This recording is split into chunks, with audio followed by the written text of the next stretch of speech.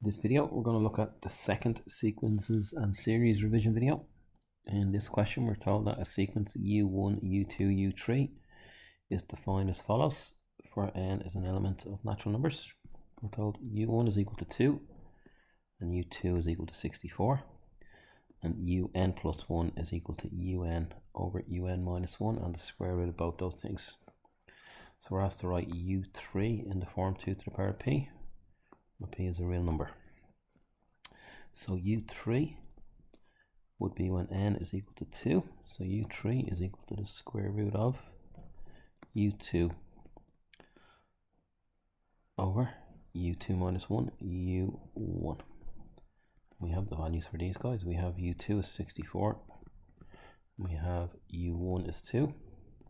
So this is the square root of 32, which is equal to the square root of 2 to the power of 5. Well, they wanted in 2 to the power of something, so this is 2 to the power of 5, and the square root, not 5 to the power of 5, 2 to the power of 5, and the square root is to the power of a half, so 2 to the power of 5 to the power of a half. We multiply power to power, so 2 to the power of 5 over 2 for part A of this question.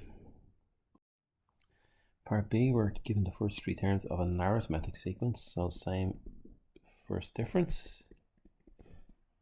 No harm jotting that down if you're in the exam. Same first difference for arithmetic.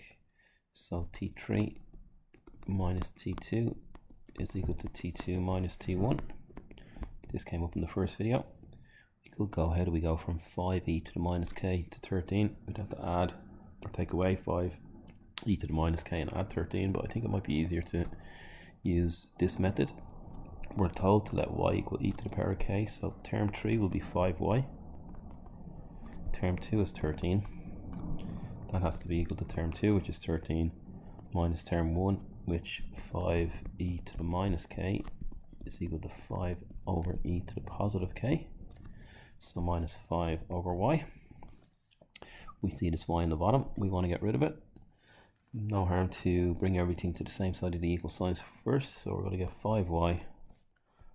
It's going to be plus, we have a minus here, so it's going to be plus 5 over y. And then minus 13 will be minus 26 equals 0. So to get rid of the y in the bottom, I need to multiply everything by y. To get 5y squared, I'll do the 26 next, minus 26y, and then multiplying 5 over y by y will just give me plus 5 equals 0, which is what we were asked to show here. Then we're asked to use this information to solve for two possible values of k. Well, let's see this factorize. It looks like it does. We have a 5 and a 26, so 5 5s are 25.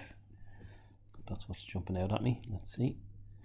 We have a 5 here and a 1 here. We have 25y and 1y is 26, and with the minus in the middle and the plus at the end, they both have to be minus.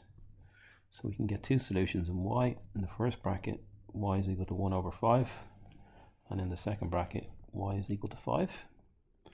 And we know that y is equal to e to the power of k, so e to the power of k is equal to 1 over 5, and e to the power of k is equal to 5. And we want it in natural log of p or minus a natural log of p. And using our log rules, k, the natural log of e is equal to the natural log of 1 over 5 is 5 to the power of minus 1. Natural log of 5 to the power of minus 1. We know the natural log of e is equal to 1. So k, that's a minus 1. K is equal to minus ln 5. The minus 1 comes in front. And in this one, we get k ln e is equal to the natural log of 5. Again, ln e is equal to 1. So in this case, k is just equal to the natural log of 5. In this question, we have Alex getting injections of a medicinal drug. Each injection has 15 milligrams of the drug. So each day, the amount of the drug left in Alex's body from the injection decreases by 40%. So the amount of drug left in Alex's body t days after a single injection is given by this. So we imagine there's 15 on day 1. That's what he gets on day 1. On day 2, he also gets 15. He gets 15, and there would be what's left in from day 1, 60% of day 1, 0.6. This is the sequence we're kind of looking at here if we're adding them together. The first question is just a substitution question when t is 2.5. 15 by 0.6 to the power of 2.5 to 2 decimal places, 4.182. So 4.18, and that's in milligrams of the drug. Of the initial injection, that's what will be left if you just got one injection. In part B, how long after a single 15 ml injection will there be 1 milligram left? Okay, so that's going to be 15 by 0.06 to the power of t will be equal to 1. So 0.06 to the power of t will be equal to 1 over 15. Finding the power is log rules, so t by the log of 0.6 is equal to the log of the right hand side. I won't simplify it, just leave it at 1 over 15 and then divide the log of 1 over 15 by the log of 0.6 to find out how much is left, or how long it takes for there to be 1 milligram left. This is giving me 5.30, so 5.3 days, and it's 1 decimal place, 5.3 days. So this is when we're just dealing with one injection. So next will be an injection every day. So he's given a 15 milligram every day at the same time. Explain why the total amount of the drug immediately after the fourth is given by this formula here. So this is what we looked at. So this is what's left after day 1, left from day 1. This is what's left from day 2. Sorry, day 3. Day 2. This is what's left from day 4, day 3. Sorry, keep it mixed up, and then the fourth day gets 15. Something along those lines. So they've given us the sequence here. So we're asked for the total amount after the 10th injection. So he's getting 10 injections. We can see in my sequence the first term is 15 and the ratio is 0.6. Write down the formula Sn for this geometric sequence, A times 1 minus r to the power of n over 1 minus r. We saw this appearing a couple of times in the first video. So if we fill this in, we're going to get 15 by 1 minus 0.6 to the power of 10, all divided by 1 minus 0.6. We type this into a calculator. It's giving me 37.273. Corrected 2 decimal places, 37.27 milligrams after 10 days.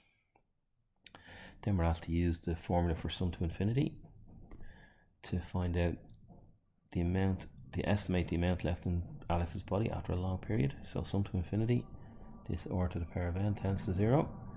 So we're just left with a over 1 minus r, sum to infinity, which is 15 divided by 1 minus 0.6, which is 15 over 0.4, which is 4 over 10, which is equal to 150 over 4, which is equal to 40 minus 2.5, 37.5 milligrams for part E.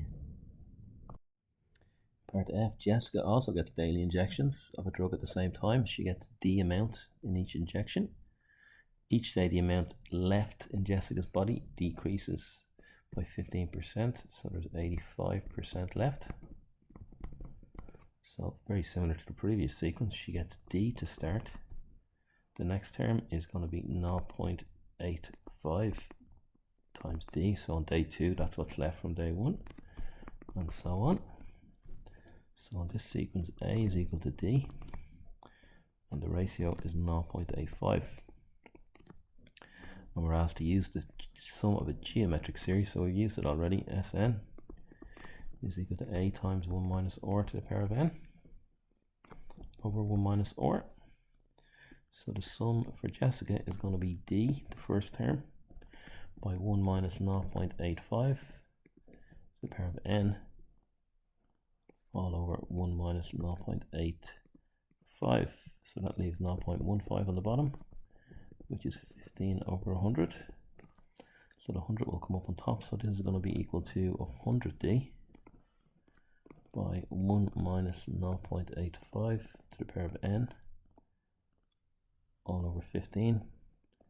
We have a common factor of 5, so divide by 5 to get 20D by 1 minus 0.85 to the power of n, all divided by 3. We're dividing by 5, 20D over 3, which is what they were looking for. 20D over 3 by 1 minus 0.85 to the power of n. We're told immediately after the 7th injection there's 50 milligrams left.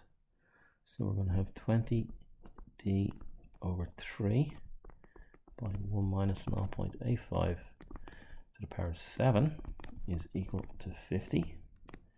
If we multiply by 3 and divide by 20, we get D by 1 minus 0.85 to the power of 7 is equal to 150 over 20, which is 7.5.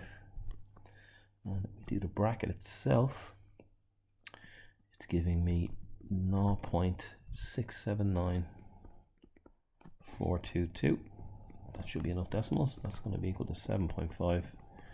And if we divide 7.5 by that 6-digit number, we get 11.03 to the nearest milligram.